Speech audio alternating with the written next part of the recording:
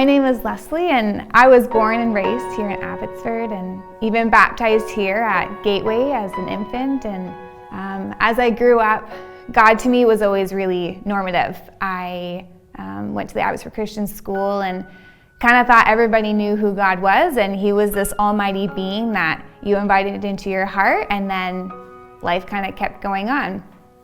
It wasn't until I was 14 and I went to Mexico on a missions trip with Gateway, and there was a moment being in the crowd and the preacher was speaking, and I felt the Lord telling me that I had to make a stance in my faith, and God was calling me to do something more, and He was calling me that I needed to make Jesus Christ Lord of my life, and I needed to live in a way that was glorifying to Him.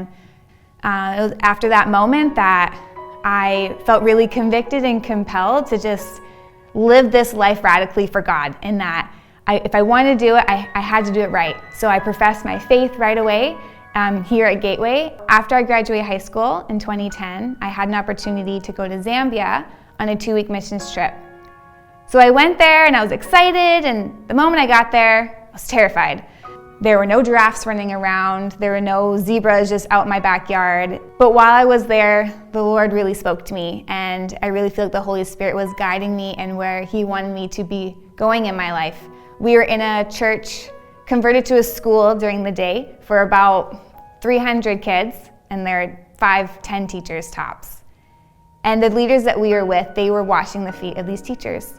And while we were watching this happen, I felt the Holy Spirit say to me, I want you to do this, and I want you to be coming back to Africa. I started attending U of V, where I started participating in the GEMS program here as a leader. That's where I heard about the Esther School. Was really encouraged by some leaders there to look into the Esther School and see what it's about, and I would look at the blogs and I would look at what was happening, and it was all really exciting to me, and I knew that something big was happening there. I knew that God was working there, and I thought, oh, maybe one day I can go. But by the time I graduate university, I'll probably be married, want to start a family. I won't be able to do that.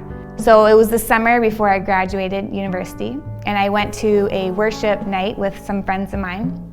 Went into this prayer room, and I just sat under a poster of the world map.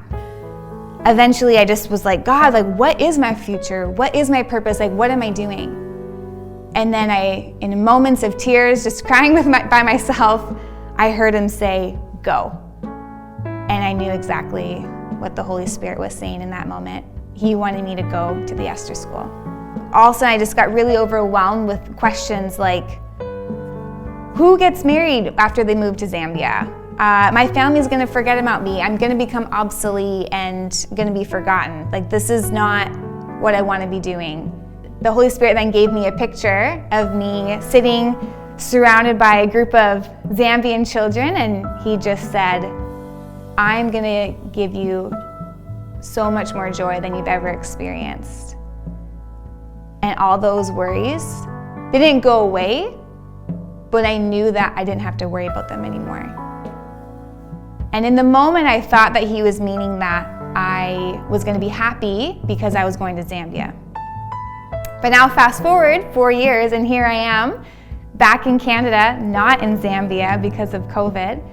And it's been a real wrestle for me but God, I thought You wanted me to be there. I thought that's where I was going to find my joy. I thought that's where my purpose was going to be.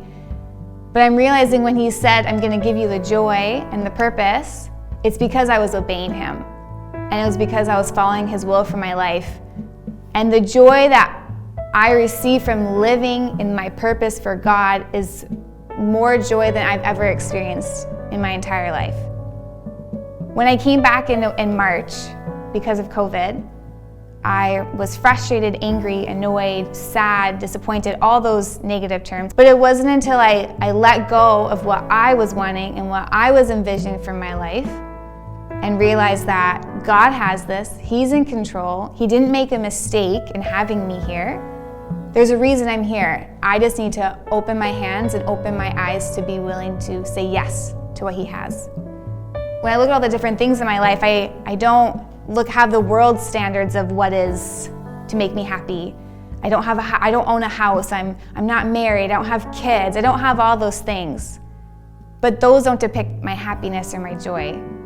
What it is being in truth with God's will and being in alignment with what He wants for my life.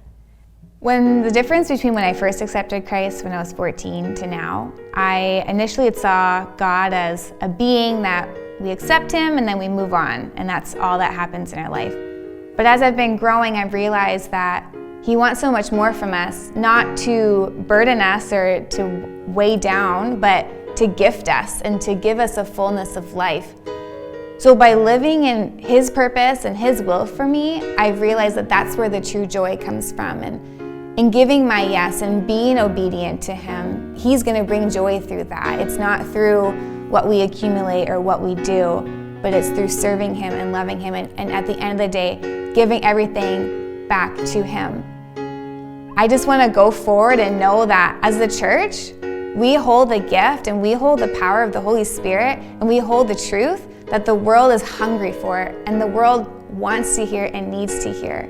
And no matter where we are in life, and I know COVID has messed up a lot of our plans, but God knows what's happening. He sees what's happening, but He still has goodness for every single one of us if we just look and see, okay, God, where do you want me to go? I think even in this crazy COVID world, God still can and does want to use all of us wherever we are, whether it's here, in our homes, at the church, wherever. I think we just need to open our hands and be willing to serve, and He's going to bring us so much more joy in that yes and in that obedience. My name is Leslie, and this is my God story.